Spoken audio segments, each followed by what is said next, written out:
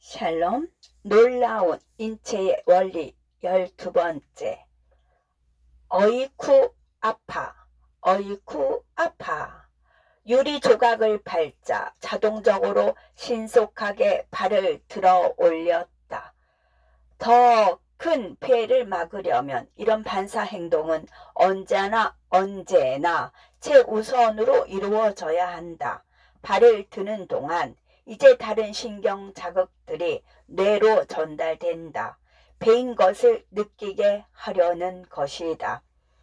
유리 파편이 왼 바닥을 쓱 가르자 통증 수용기가 신호를 보낸다. 신호는 감각 뉴런을 타고 빛처럼 빠르게 다리를 타고 올라가 엉덩이 부근에서 척수 회색질로 들어간다. 여기에서 시냅시를 거쳐서 척수 반대편으로 건너간 뒤에 백색질로 들어가서 척수를 타고 오른다. 신호는 뇌 줄기를 통과하고 마침내 대뇌의 관문인 시상에 도착한다. 이제 신호 전달 뉴런에게는 여행의 마지막 부분만 남았다. 왼발을 담당하는 우뇌 감각 겉질의 특정 부위로 올라가는 길이다. 피 흘리는 발이 벌써 공중에 떠 있는데 이제야 발의 소유자는 통증을 느끼기 시작한다. 그동안 1차 운동 겉질은 얼굴 근육으로 메시지를 보내어 입과 눈을 찡그리게 한다. 세상 사람들에게 고통을 알리기 시작한 것이다. 하지만 잠깐, 찡그리는 게 다가 아니다. 쿵 하는 소리가 났어. 쿵 하는 소리가 났어. 한밤중에 이상한 소리가 들리면 우리는 공포를 느끼고 심장이 두근거린다. 우리를 향해 돌진하는 황소를 봐도 같은 반응이 일어날 것이다. 두 경우 모두 몸은 자연스러운 반응을 보이는 것이다. 몸의 자원을 집중시켜 위협에 맞서거나 달아나는 반응이다. 두 되뇌 방구에는 변연계, 둘레계통이라는 구조가 있다. 감정뇌라고 불리는 부분이다. 우리가 무서운 것을 보거나 들으면 변연계의 공포 조절자인 편도체가 활성화하여 시상하부로 경고를 보낸다. 그러면 시상하부는 자율신경계의 일원으로 몸을 깨우는 작용을 하는 교감신경계의 작동 속도를 높인다. 교감운동신경이 내는 신경신호 때문에 일상적인 활동에서 벗어나는 변화가 동시다발적으로 생긴다. 온몸은 미친 듯 수선을 피운다. 뱃속의 작은 기도들이 활짝 열려 피로 더 많은 산소를 보내고 심장은 더 빨리 뛰어 산소가 풍부한 피를 근육으로 펌프질한다. 피부와 소화계의 모세혈관 바탕은 잠시 닫힌다. 피가 제일 절실한 곳인 심장과 뇌와 근육에 피를 양보하기 위해서다. 근육 속 새 동맥이 확장되어서 배고픈 근육세포에게 피를 더 많이 흘려준다. 간세포는 더 많은 포도당을 배출하여 피 속의 연료량을 늘린다. 정신적 각성과 대사 수준이 높아지고 동공은 활짝 열려 바깥 세상을 더 잘 보게 한다. 마지막으로 중요한 점은 부신이 에피네프린, 아드레날린 호르몬을 피로 분비하여 자율신경계의 활동을 강화한다는 것이다. 강해지고 긴장한 우리 몸은 맞서 싸우거나 꽁무니를 뺀 준비를 마쳤다. 뇌의 시각 및 청각 부분과 시상하부를 통해 위협을 감지한 이마 옆 앞껍질은 이제 어떤 행동을 취할지를 결정해야 한다. 뛰어야 해. 인터넷으로 식료품을 주문하면서 그냥 음식을 요청했다고 상상해보자. 며칠 뒤 대문 앞에는 대체로 쓸모없는 재료들이 무질서하게 잔뜩 배달될 것이다. 그렇다면 이번에는 우리 뇌가 단순히 움직여 라고 지시한다고 상상해보자. 한바탕 혼란이 일어날 것이다. 팔다리는 제멋대로 버르적거리고 몸은 뒤죽박죽이 될 것이다. 다행히 현실에서는 뇌가 운동을 계획하고 수행하는 일을 빈틈없이 통제하고 있다. 대뇌 겉질의 이성적 부분인 이마 옆 앞 겉질은 위험이 임박했다는 소식을 변연계로부터 전해 듣는다. 이마 옆 앞 겉질은 체면을 따지기보다 신중할 때라고 판단하고 몸이 도망쳐야 한다고 결정한다. 그래서 1.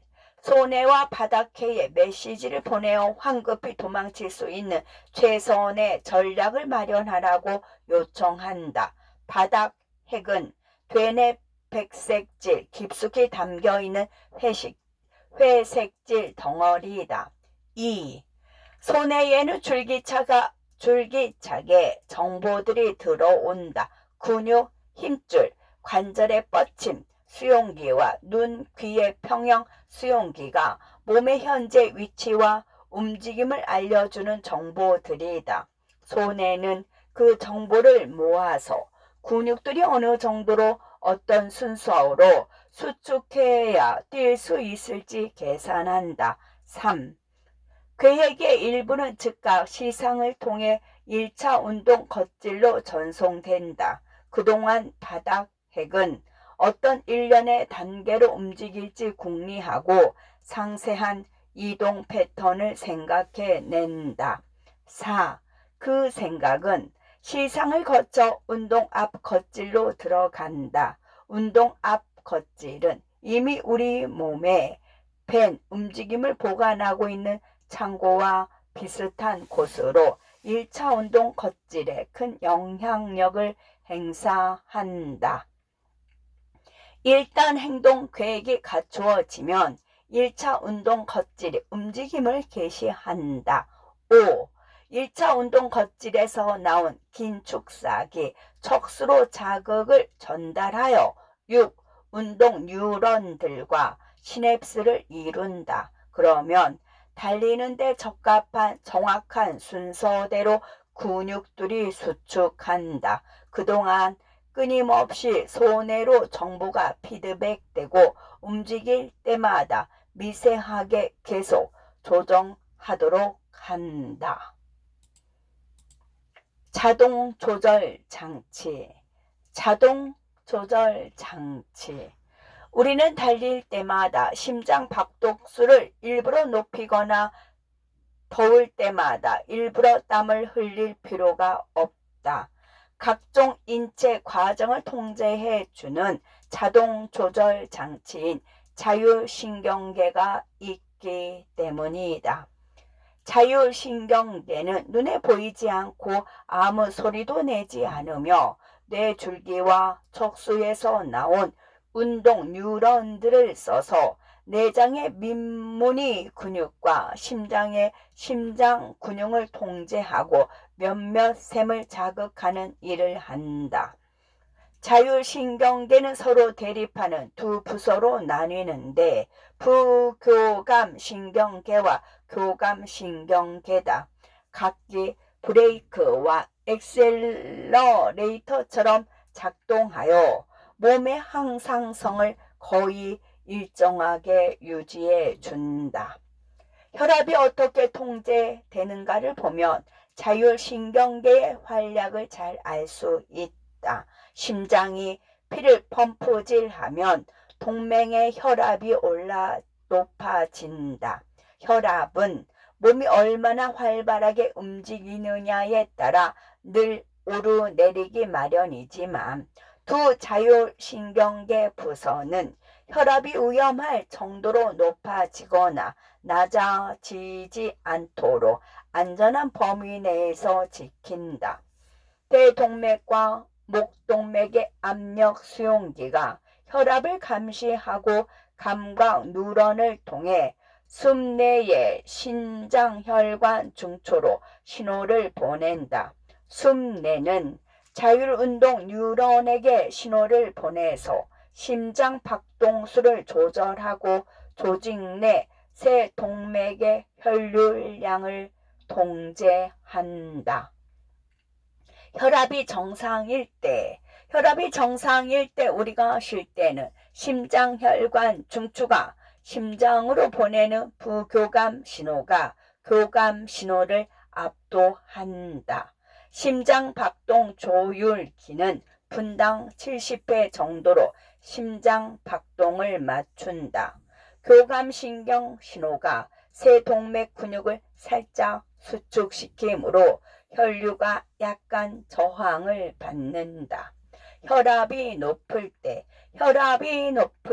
때 고혈압 상태라면 압력 수용기가 자극을 받아 심장혈관 중추로 더 빨리 흥분 신호를 보낸다.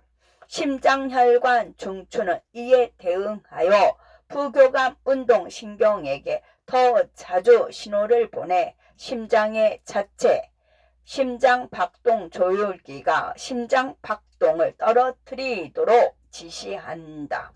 한편 중추가 교감 운동신경에게 보내는 신호는 줄어든다. 그러면 새 동맥을 둘러싼 민무늬 근육이 이완하여 넓어지므로 혈류 저항이 낮아진다. 심장 박동이 느려진 데다가 새 동맥이 이완하였으니 혈압은 낮아진다.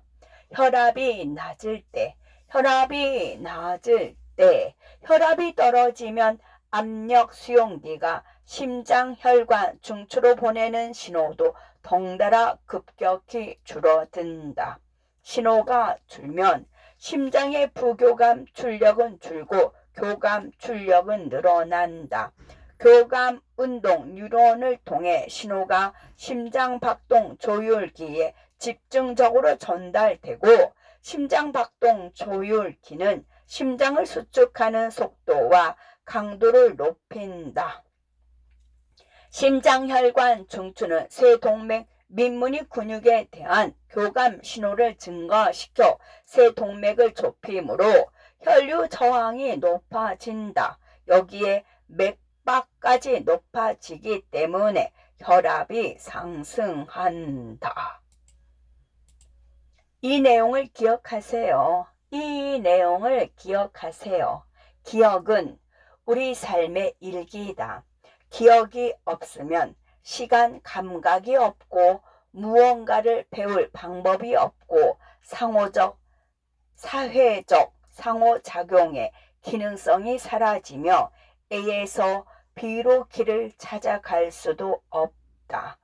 대부분의 기억은 단기 기억이라서 몇 초나 몇 분만 지속되지만 의미 있는 사건에 대한 기억은 더 오래 저장된다. 어떤 사건의 서로 다른 요소, 즉 시각, 청각, 후각 등은 대뇌 겉질의 서로 다른 감각 영역에서 해독된다. 각 영역들은 이 체험 요소를 변연계의 일부인 해마와 주거니 받거니 한다. 대뇌가 이렇게 탁구 놀이를 하는 동안 기억이 대뇌 겉질에 깊게 자리 잡지만 해마에 새겨졌던 기억은 희미해진다. 말, 생각, 개념 등도 거의 비슷한 과정을 거쳐 대뇌에 저장된다. 반면 무의식적인 장기 기억, 가령 자전거 타는 법에 대한 기억 등은 소뇌, 바닥, 핵, 운동 겉질에 저장된다. 우리가 겪는 체험 중 대부분은 곧 잊히지만 몇몇 의미 있는 체험은 단기 기억에서 장기 기억으로 넘어간다. 장기 기억이 되기 위해서는 단기 기억에서 형성되었던 일시적인 뉴런 점화 패턴이 몇 번이고 반복되어서 그 연결망이 영구적인 구조로 자리 잡아야 한다. 1. 뉴런이 두 이웃 뉴런에게 신호를 보내면 이웃들은 첫 번째 뉴런에게 좀 더 잘 반응하는 상태가 된다. 따라서 미래에 새 뉴런이 함께 점화할 가능성이 높아진다. 2. 그 이웃들이 또 자기 이웃들에게 신호를 보내면 더 많은 뉴런이 연결되어 망이 확장된다. 3. 이 과정이 반복되면 망에 포함된 뉴런들 사이의 시냅스가 갈수록 효율이 높아지고 뉴런들 사이의 연결이 강해져서 4. 뉴런들은 결국 하나의 통합된 신경망이 된다. 이것이 하나의 장기 기억이다. 하나의 사건에 대한 기억은 대뇌 겉질의 여러 부분에 나뉘어 저장되지만 그래도 모두 이어져 있다. 그래서 우리는 기억의 일부만 떠올리더라도 나머지 부분을 끄집어낼 수 있다. 잘 자요, 잘 자요. 긴 하루가 끝났다. 뇌는 이제 뇌 줄기와 시상하부의 명령을 쫓아서 깨어있던 상태에서 활동이 수그러든 상태로 전환된다. 우리는 그만 잘 시간이 되었다고 느낀다. 잠은 건강의 필수적이다. 자는 동안 몸은 휴식을 취하고 뇌는 깨었을 때 받아들였던 산더미 같은 정보를 분류하고 저장한다. 하지만 몸 내부 환경을 균형 있게 유지하는 일상적인 과정들은 잠에 방해받지 않는다. 호흡과 맥박 통제, 혈중 포도당 농도 감시, 그 밖의 여러 조절 업무는 낮이든 밤이든 중단 없이 진행된다. 우리는 두 가지 잠을 번갈아 잔다. 깊은 수면과 렘, 빠른 눈 운동 수면이다. 깊은 수면에 빠질 때는 뇌의 활동성, 혈압, 체온이 모두 내려가지만 그래도 우리는 여전히 침대에서 몸을 뒤집거나 몸부림칠 수 있다. 그러다가 선잠과 비슷한 상태인 렘 수면으로 들어가는데 이때는 뇌가 더 활발하게 움직이지만 몸은 꼼짝하지 못한다. 깊은 수면과 렘 수면이 너댓 차례 번갈아 오가면 이제 일어날 시간이다. 좋은 꿈 꾸세요. 좋은 꿈 꾸세요. 잠에 빠졌을 때는 감각 정보를 받을 수 없다. 그래도 우리는 경험을 한다. 꿈을 꾸는 것이다. 꿈은 대부분 렘 수면 중에 일어난다. 이때는 근육이 마비된 상태라서 뇌가 어떤 시나리오를 만들더라도 우리가 그에 맞춰 움직일 수는 없다. 오직 눈 근육만 가상의 영상을 따라서 빠르게 움직인다. 꿈은 뇌가 전날 경험한 감각, 생각, 사건, 결정을 처리하는 과정에서 생긴 부산물인 게 틀림없다. 아마도 감각 체험들이 장기 기억으로 저장되기 위해 반복하여 재생될 때 그 여파로 꿈이 생기는 듯하다. 서로 다른 체험들이 동시에 재생되기 때문에 이미 인지한 영상과 소리와 감정이 어지럽게 뒤섞이는 듯하다. 아마도 그것이 좋은 꿈은 물론이고 악몽의 재료가 될 것이다. 화학적 통제, 화학적 통제. 인체를 관리하고 서로 통신하는 업무를 신경계가 독점하는 것은 아니다.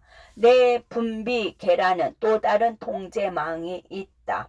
뇌 분비계는 호르몬이라는 화학 전령을 피로 배출하여 특정 세포의 내부 작동을 바꾸는 방식으로 많은 중요 과정을 조절한다. 예를 들면 세포 대사, 성장, 사춘기의 변화, 생식, 스트레스에 대한 반응 등을 조절한다. 두 통제 체계는 서로 연결되어 있고 상호작용도 하지만 사실 달라도 이렇게 다를 수가 없다. 신경계는 조밀하게 짜인 뉴런 망을 통해 빛처럼 빠른 속도로 전기 신호를 보내 단기적인 결과를 얻는다. 이와 다르게 호르몬은 아주 느리게 작동하고 훨씬 장기적인 영향을 미친다. 게다가 내 분비계는 조밀하게 연결되어 있기는커녕 머리, 목, 몸통에 뿔뿔이 흩어진 여러 장기들로 구성된다. 순수하게 내 분비샘 기능만을 하는 장기도 있고 시상하부나 이자나 난소나 고환처럼 장기의 일부분에서만 호르몬을 분비하는 경우도 있다. 시상하부, 뇌의 일부로서 뇌 하수체를 통제하는 호르몬을 분비한다. 솔방울샘, 송과체, 멜라토닌과 그 밖의 여러 물질을 분비한다. 몸의 생체 시계를 통제한다. 뇌하수체, 몸에서 제일 중요한 분비샘이다. 다른 몇몇 뇌 분비샘을 직접 통제한다.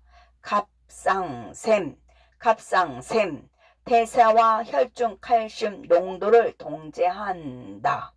부갑상샘, 갑상샘과 함께 혈중 칼슘 농도를 통제한다.